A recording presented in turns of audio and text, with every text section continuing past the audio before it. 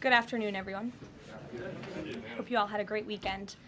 I want to start by addressing the devastation from the tragic flash floods in Texas. Moments ago, the Department of Homeland Security provided an update that 91 innocent souls have now perished. Everyone here at the White House, including the President of the United States, is praying for the victims' families and friends during this unimaginable time. President Trump swiftly signed a major disaster declaration for Kerr County, Texas, to ensure our heroic first responders have every resource they need in the relief and recovery efforts. Secretary of Homeland Security Kristi Noem traveled to Texas over the weekend, and the entire Trump administration is working hand in glove with state and local officials to provide every assistance available. The situation on the ground remains dangerous, and there could be additional public safety threats with potential incoming heavy rain. So we encourage everyone in the area to remain vigilant, listen to all warnings, and respond accordingly. Unfortunately, in the wake of this once-in-a-generation natural disaster, we have seen many falsehoods pushed by Democrats such as Senator Chuck Schumer and some members of the media. Blaming President Trump for these floods is a depraved lie, and it serves no purpose during this time of national mourning. Here are the facts. In the lead up to this tragic natural disaster, the National Weather Service did its job. Despite unprecedented rainfall, the National Weather Service executed timely and precise forecasts and warnings. On July 3rd, the National Weather Service office in Austin, San Antonio, Texas, conducted forecast briefings for emergency management in the morning and issued a flood watch in the early afternoon. Flash flood warnings were also issued on the night of July 3rd and in the early morning of July 4th, giving preliminary lead times of more than 3 hours before flash flooding conditions occurred.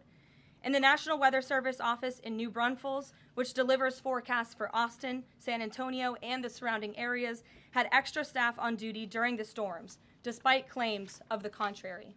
So to any person who has deliberately lied about these facts surrounding this catastrophic event, you should be deeply ashamed. At this time, the administration's focus will be on giving the victims and their communities the support they deserve during these recovery efforts in this tragic time. May God bless the great people of Texas, especially the parents who have lost their children. President Trump loves you. We are praying for you, and he will be traveling to see you later this week. Moving along to some further scheduling announcements. Tonight, President Trump will host the Prime Minister of Israel, Benjamin Netanyahu, for dinner, where they will discuss the positive developments taking place in the Middle East region. Tomorrow, the President will host his 6th cabinet meeting of his second term. Many of you will be invited to cover that. And on Wednesday, the President will host leaders from 5 African nations for lunch in the state dining room. In other news, after the historic signing on the South Lawn of the White House on the 4th of July, President Trump's One Big Beautiful Bill is now the law of the land. Republicans in Congress met the once-in-a-generation moment and codified the Make America Great Again agenda into law. After this monumental achievement, no other president in modern history has worked harder and faster to fulfill their campaign promises than Donald Trump. The One Big Beautiful Bill will get the United States of America firing again on all cylinders. It's safe to say that over the past few weeks, the president has delivered on many, many wins. For the 4th month in a row, jobs numbers beat market expectations with nearly 150,000 good jobs created in the month of June. The American economy has now added nearly 700,000 jobs since January 2025, with American-born workers accounting for all job gains. President Trump drove illegal border crossings to another historic low in the month of June, and Border Patrol once again released 0 illegal aliens into our country. The Supreme Court stopped activist judges from imposing nationwide injunctions and cleared the way for President Trump to carry out his popular and common sense agenda. The University of Pennsylvania agreed to all of the Trump administration's demands and will now keep men out of women's sports. President Trump secured his trade deal with Vietnam, giving the United States total access to their markets. Because of President Trump's unleashing American energy dominance, gas prices are at 4-year lows. And when adjusted for inflation, gas prices are near the lowest levels we've seen in the last 20 years. NATO members agreed to raise defense spending to 5% of GDP, a foreign policy feat long thought impossible until President Trump made it happen. The Operation Midnight Hammer obliterated Iran's nuclear capabilities, taking out this imminent national security threat not just to the United States, but to the entire world. The president secured a ceasefire between Israel and Iran, ending the 12-day war. The president brokered a historic peace agreement between Rwanda and the Democratic Republic of Congo. Pakistan nominated President Trump for the Nobel Peace Prize in recognition of his decisive diplomatic intervention to prevent a nuclear war between India and Pakistan. Blue-collar wage growth has seen its largest increase in nearly 60 years, and President Trump has defeated Joe Biden's inflation crisis with core inflation at the lowest level since March of 2021. And just about all of that has happened in the last 3 weeks, and I know you all know it because you've been very busy here covering it along with us. So with that, I will take your questions today as we kick off another very busy week here at the White House. We'll lead with our new media seat, Brian Glenn, who is, of course, very present in this briefing room. He's put in a lot of hours covering this president, so we're glad you finally have a seat today. Brian, go ahead. It feels great to sit down. Thank you very much. You're welcome. I want to go back to the hurricane. You said that President Trump is scheduled to go to Texas later this week. Can you speculate on what day and what he has plans? Sure. The White House is currently arranging those travel plans. We hope that it will be later this week, likely on Friday, but of course we want to do it at the most appropriate time on the ground for state and local officials. We don't want to interrupt the recovery efforts, but we're planning tentatively for a Friday trip, and when that becomes final, we'll let all of you know, as we always do. And you gave a little bit of reaction earlier, but the National Weather Service, the union, actually publicly stated they had an adequate staff on hand to forecast and predict the storm. You shared your thoughts earlier on how the way the left has really weaponized this to blame the deaths in Texas on Trump. Want to comment on that again? Yeah, I just do think those comments are depraved and despicable, especially when so many Americans are mourning the loss of their children. The National Weather Service, as I said, did its job. Many experts, many meteorologists have said that. Many of you in the media, in all fairness, have said that as well. Unfortunately, not all. And many Democrat elected officials are trying to turn this into a political game, and it is not. This is a national tragedy, and the administration is treating it as such. We know the National Weather Service provided early and consistent warnings. They gave out timely flash flood alerts. There were record-breaking lead times in the lead up to this catastrophe. There is ongoing flood monitoring, and these offices were well staffed. In fact, one of the offices was actually overstaffed. They had more people than they need. So any claim to the contrary is completely false, and it's just sad that people are pushing these lies. Can I just get one more? Sure. Kind of a little bit of breaking news. The Department of Homeland Security is moving to end the TPS status on Honduran and Nicaraguan migrants. Yes. Any plans to adding additional countries that you could be targeting? Just a reaction. Sure. Well, I won't get ahead of the Department of Homeland Security on additional countries, but as you pointed out, they did end temporary protective status for Nicaraguans and Hondurans in this country because TPS, temporary protective status, is temporary by definition. It is not meant to be a permanent path to residency or citizenship here in the United States of America. It was originally granted to Nicaraguans following a natural disaster in 1999. That doesn't sound very temporary to me. And as well as Hondurans in 1999 after the impact of Hurricane Mitch in 1998. And so this administration is doing what it promised to do. And if individuals from these countries want to come here, they have a legal pathway to do it, but temporary protective status was never meant to be permanent. The previous administration abused this status and this parole program, essentially treating it as such, and we're not going to tolerate that any further. Thank you, Brian. Megan. Secretary Bessent said yesterday that countries will boomerang back to the April 2nd tariff level starting August 1st. Why did the president decide to have those tariffs not take effect Wednesday as originally scheduled? And then I was also wondering if you could share, obviously we saw the letters the president sent out on Japan and South Korea, but if any other major U.S. trading partners are getting letters today. Sure, yes, I can confirm. In fact, I have those letters. If you could get me the folder with the letters in them, Liz, they're right in the previous office. I have the signed letters that went out to both South Korea and Japan today. And there will be approximately 12 other countries that will receive notifications and letters directly from the President of the United States. And weeks ago, I stood at this podium and I told told all of you that the president was going to create tailor-made trade plans for each and every country on this planet. And that's what this administration continues to be focused on. The president will also sign an executive order today delaying the July 9th deadline to August 1st. So the reciprocal tariff rate, or these new rates that will be provided in this correspondence to these foreign leaders, will be going out the door within the next month, or deals will be made. And those countries continue to negotiate with the United States. We've seen a lot of positive developments in the right direction, but the administration, the president, and his trade team want to cut the best deals for the American people and the American worker. That's what they're focused on. And in the effort of transparency, these letters will continue to be posted to Truth Social, so you can enjoy them yourself. Go ahead. Thanks, Caroline. Just about the visit of Prime Minister Netanyahu today, I was just wondering why that is not open to the press. Previous visits by him, we've had Oval Office press conferences. Does that reflect somehow the kind of sensitivity of this particular visit? No, they're having a private dinner. There's many important matters that are obviously ongoing in the region, as you know. The utmost priority for the president right now in the Middle East is to end the war in Gaza and to return all of the hostages. Also, as you know, there was a ceasefire proposal that Israel supports that was sent to Hamas, and we hope that they will agree to this proposal. We want to see all of the hostages released. That's on the top of the president's mind, so that will be discussed, as well as the many other positive developments we've seen in the Middle East. I want to go back to the trade deals. As you see, we have these beautiful letters that the president has signed. This one is to the President of the Republic of Korea, original signature on that, and these will be mailed. And then here we also have another letter to the Prime Minister of Japan as well. Both countries will be receiving a 25% tariff rate effective on August 1st. Go ahead. Thank you so much. You said it, and the president said it many times. You want to see an end to the war in Gaza.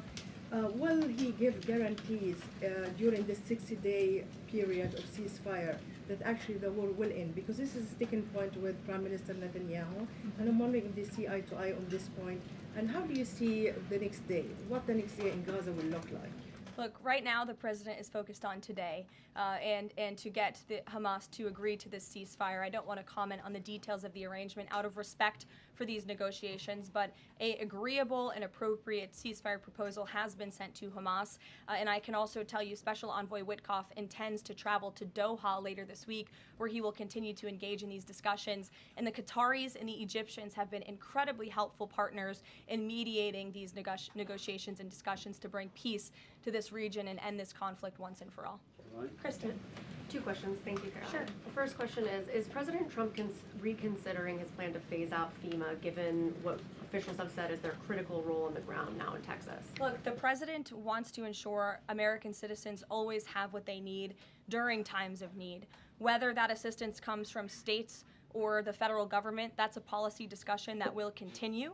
And the president has always said he wants states to do as much as they can, if not more. And in the case of Texas, the state and local officials are doing a tremendous job. And I know the president, Secretary Noem, and the federal government are very proud to be working with them. And the president has promised to give Texas the assistance that they need during this tragic time. Just one follow-up on cuts overall.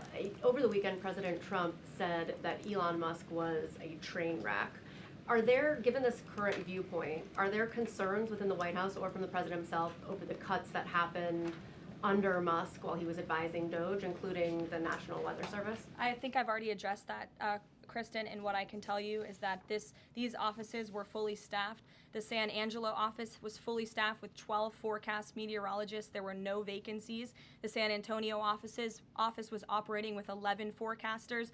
And as Brian said, the union themselves said that there was adequate staffing. So I think those words speak for themselves, and the numbers speak for themselves. This was a once-in-a-century flash flood, a tragic natural disaster, and the administration is doing all that we can on the ground to help these families during this time of need.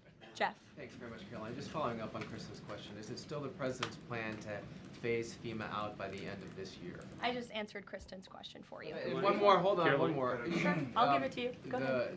The follow-up on trade as well. 12 more letters coming, you said. Can you give us a sense of which countries those are? I'll let the president reveal those in very due time. Keep your eyes on Truth Social.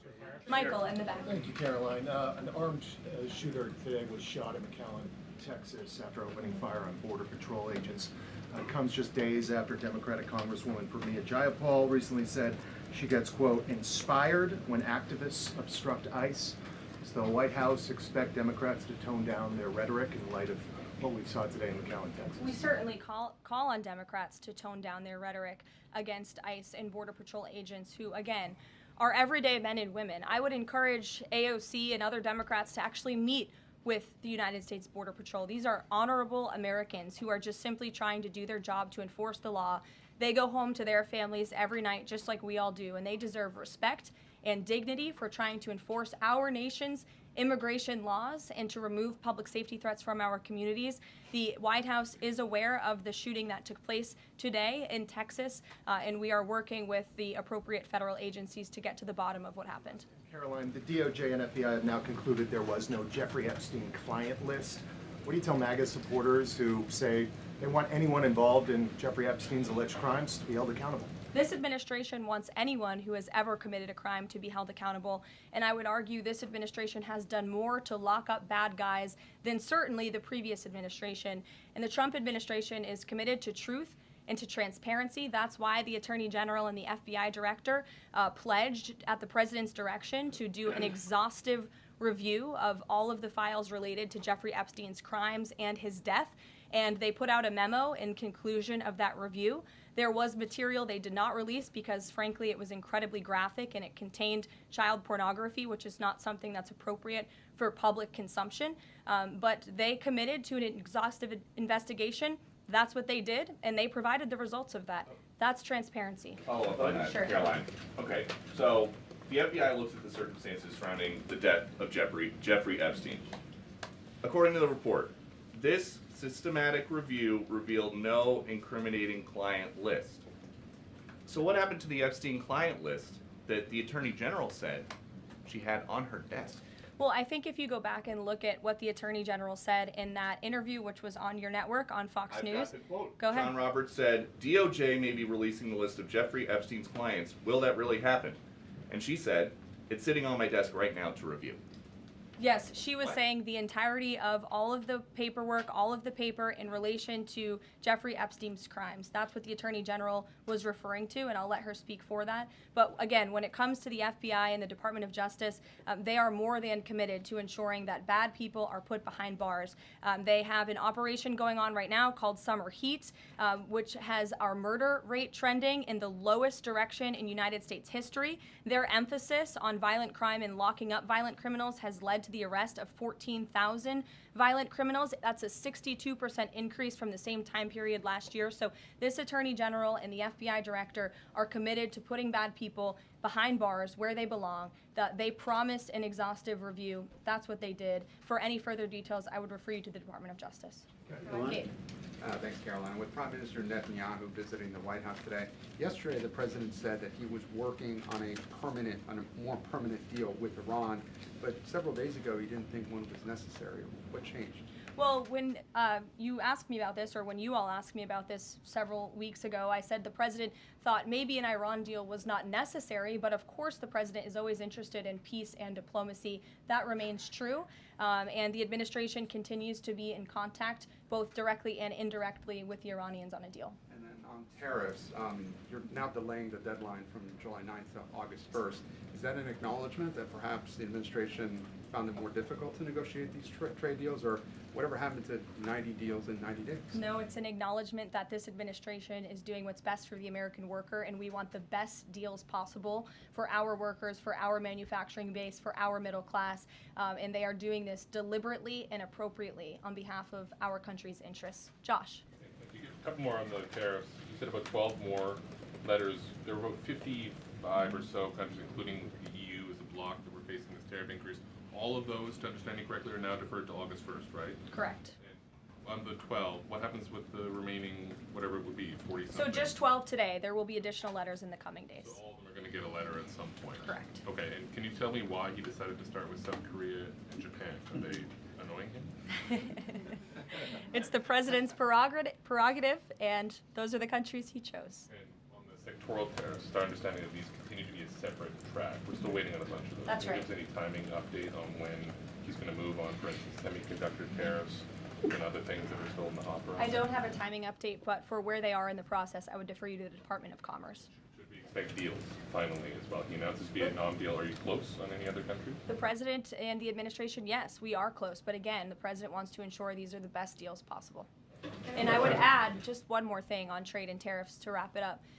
Look at the extensive work this president has put into cutting these good deals and doing what's right for the American worker. He is literally looking at the map and looking at every country on the planet and seeing where they are ripping off the American people, seeing where they have hollowed out our industrial base, seeing where our jobs have gone to other countries overseas because of their tariff policies, and he's trying to correct that. So this is decades of bad trade policy that has led to a deficit that is ravaging our country, that is ravaging our middle class, and the president is taking a very deliberate approach to correcting this wrong of many decades, of many past presidents. And so I think he should be commended for the time and the effort that he is putting into this. And the fact that he has announced a framework with China, a trade deal with the United Kingdom, a trade deal with Vietnam, and many others to come in just a matter of 6 months is truly historic, and it's a testament to this president and his trade team who are working around the clock to get this done. Sure, go ahead. Thank you so much, Caroline. Two questions on Iran. What's the permanent deal with Iran looks like for the president, and what issues related to Iran should it cover? And secondly, has the president seen the interview with Iranian president, which he says that the United States president, Mr. Trump, is capable enough to guide the regions toward the peace and a brighter future, and put Israel in its place, or it gets more into conflict? Has the president seen these comments, and what's his reaction to these comments? I'm not sure if he's seen those comments, but certainly I think it's true that the president is the right man for the job to move the direction, this region into the direction of peace and stability for the future. That's what he and his national security team are working on every day, and we've already seen historic achievements in that direction.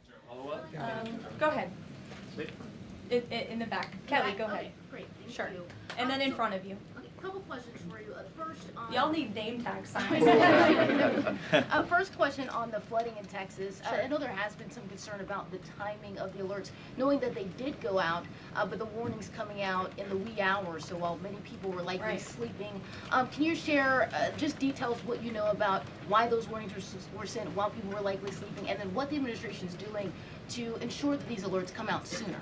Well, the alerts imminently were sent out before the flood when people were sleeping because the flood hit in the very early hours of the morning. So people were sleeping in the middle of the night when this flood came. That was an act of God. It's not the administration's fault that the flood hit when it did. But there were early and consistent warnings. And again, the National Weather Service did its job. On July 2nd, there were initial notices of potential weather and flooding risks were issued. On July 3rd, escalating warnings throughout the day with a flood watch issued at 1:18 p.m. And then later at 6:10 p.m. on July 3rd, the Weather Prediction Center warned of excessive rainfall and a high likelihood of flash flooding. At 6:22 p.m. July 3rd, National Weather Center issued a hydraulic warning highlighting considerable flooding risks, including in Caryville County. And then there were the timely flash flood alerts at 11:41 p.m., 1:14 a.m., and then another flash flood emergency warning issued at 4:03 a.m. just before the flood hit. So those were all of the warnings that went out to the affected area and region. Go ahead. One question on education funding Go for ahead. states and local districts. Caroline. Two questions for you related to the Prime Minister's visit today. Number one, there's a report circulating that the Gaza Humanitarian Foundation provided a proposal to the White House to build these so-called humanitarian transit areas inside and outside of Gaza. The GHF is insistent it has nothing to do with that proposal. Can you shed any light on whether the White House has received such a proposal, and if so, from whom?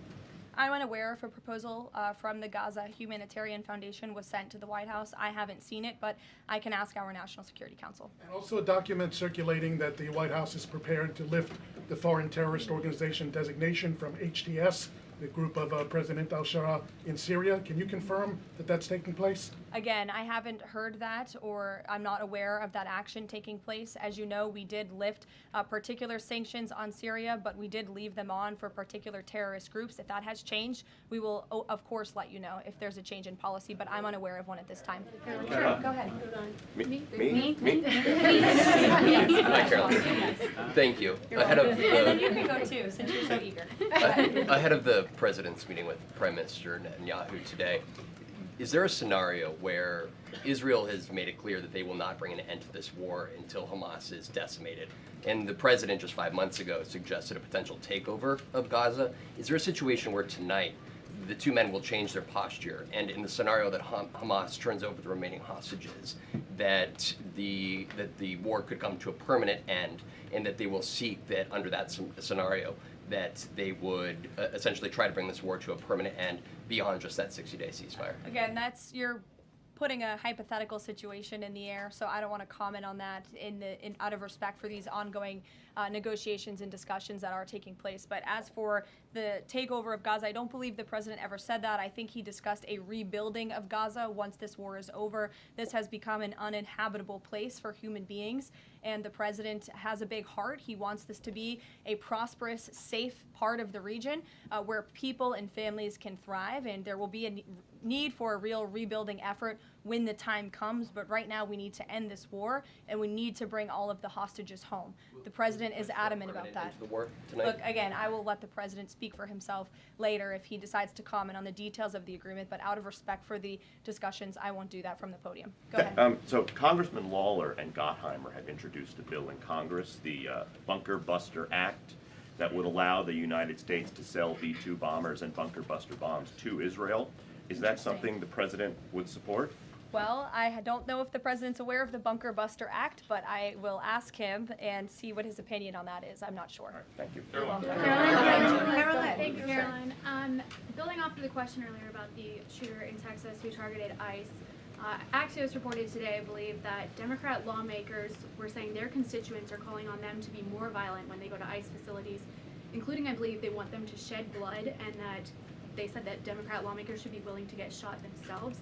Can you respond to that, and do you have concerns that any of these lawmakers might act on the wishes of their constituents? It's hard to believe anyone with morals in this country or decency would say such a thing. Obviously, the White House condemns that rhetoric, and we condemn violence of any kind. This administration is simply trying to enforce our laws, and we must be a nation of law and order. You cannot simply waltz across our border and live here illegally and expect to stay. We are going to enforce our nation's laws, and the men and women who are doing that are doing so in a respectful way. They are doing so within the confines of the law, and they are just trying to do their jobs. And we condemn any violence or any calls for violence of any kind against any American. Go ahead. Thank you, Caroline. I wanted to ask you if... I was not calling on you, but you can go ahead. It's fine. There's a lot of people in here today. President Trump already saw the letter that the Colombian President Gustavo Petro sent him, apologizing for his comments a few weeks ago, suggesting that there was an involvement from the U.S. government in an alleged coup d'etat in Colombia. And Secretary Rubio recalled the U.S. Chargé d'Affaires in Colombia. Did President Trump saw that letter, and what do you think about the comments from President Petro suggesting that the U.S. has some kind of involvement in a coup? I'm not sure if the president has seen that letter, but I can check with him in the National Security Council. We will get you a response if you follow up with my team. We will find out for you. Caroline? Sure, go ahead. Thank you, Caroline. Iris, go ahead. Thank you, Caroline. Thank you, Caroline. On two topics. First, I on love how tariffs. excited everyone is on Monday. Yes, Raquel, you can go after. On two topics. First, tariffs. The president announced last night that any countries aligning themselves with the anti-American policies of BRICS That's right. will be charged with an additional 10% tariff. Can you tell us more details on that? What specific policies is the president talking about here?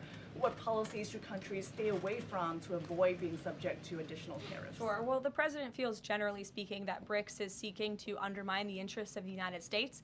It's the president's utmost responsibility to put the interests of the United States first. That's how he views his job as president.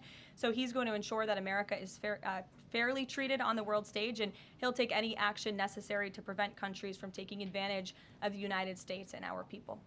Raquel, Raquel, go ahead. On illegal immigrants, Registrar Tom Homan told us this morning that ICE will have to arrest 7,000 illegal immigrants every day for the remainder of this administration to just catch the ones that were let in during the last administration. I'm wondering what the new resources and manpower, of course, given by the Big Beautiful Bill, which of course opens the door for ICE to hire additional 10,000 agents and officers. What's the administration's expectations now for daily arrest numbers going forward in the upcoming months? Sure. I'll let the Secretary of Homeland Security and her department speak on what they're looking for in terms of daily numbers. What I can tell you is I receive the daily reports each morning, and ICE is out there doing the jobs that they swore an oath to do, and they are removing public safety threats from our communities every day, and our country is becoming a safer place because of their efforts. And the One Big Beautiful Bill that is now law will give significant resources to ICE and Border Patrol to continue the tremendous work that they are already doing. And I think every American who wants to live in a safe neighborhood should be grateful for their efforts. Thank you, Caroline, so much. Raquel, and then I can go to you. So much. And then you, Dr. Harper. Thank you, Caroline. It's a follow-up on the BRICS question. So does President Trump believe that the BRICS are getting stronger or trying to isolate the United States? And how close is he monitoring this summit that is taking place in Brazil right now? He's closely monitoring it, which is why he put out a statement himself. He does not perceive these countries as growing stronger. He just perceives them as trying to undermine the United States' interests, and that's not okay with him, no matter how strong or weak a country may be. Go ahead. Yes, go ahead. Yes. As promised, yes, go ahead. Thank you. Does Trump have a vision for post-war Gaza? You mentioned, he's talking about now the ceasefire, but does he support permanent or temporary Israeli presence in the Gaza Strip? Does he continue to see a continued role for the Gaza Humanitarian Foundation to continue to operate in the Gaza Strip? Well, as you know, because we've talked about it before, the president has directed aid to be moved into the region, and that has been taking place. You've actually seen people in the Gaza Strip yelling out, "Thank you, Trump," for the aid and for the meals that they have received, because the previous administration never did that for some reason. But this president, again, wants to see peace and stability in the region. So as I outlined previously, he views this part of the region as having a real chance at being peaceful and prosperous. But again, we need to end this war. We need to get all the hostages home, and Hamas needs to accept this proposal in order to do that. Dr. Harper, go ahead. I'm Dr. Anthony Harper with the Intermountain Christian News. Thank you for taking my questions.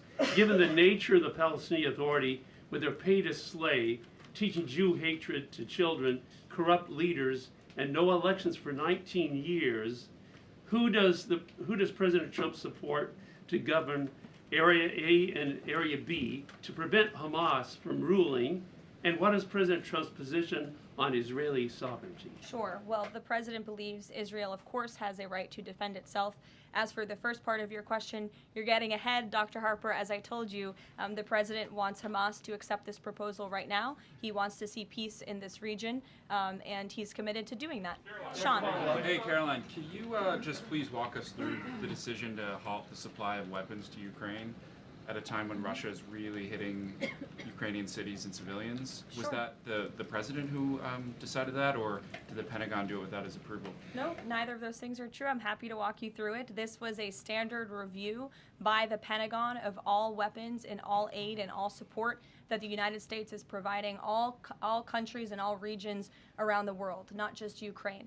When the Secretary of Defense took office, he directed the Pentagon to conduct this review to ensure that everything that's going out the door aligns with America's interests. So it's a pause to review to ensure that everything the Pentagon is pushing out there is in the best interest of our military and our men and women in uniform. Fran.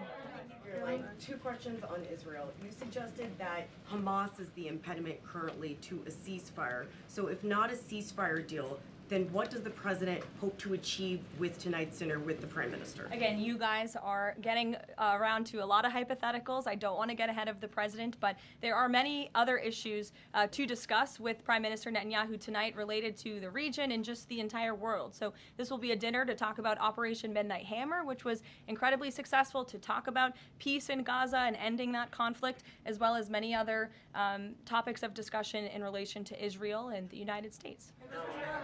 Sure, go ahead. Thank you, Caroline. Given the fact, this is on the trade letters, given the fact that the president put into effect the tariffs on April 2nd and then put the pause into place, is the president at all concerned that these countries that are receiving the letters won't take them seriously because the deadline seems to have shifted already and may shift again? They will take the letters seriously because they have taken the president seriously, and that's why the president's phone, I can tell you, rings off the hook from world leaders all the time who are begging him to come to a deal. And this administration is working hard to ensure those deals are in the best interest of the American people. And this delay, again, is in the best interest of the American people. And you all will continue to see these letters released on the president's Truth Social, and we will see you all later. Thank you, guys. Thanks, Caroline.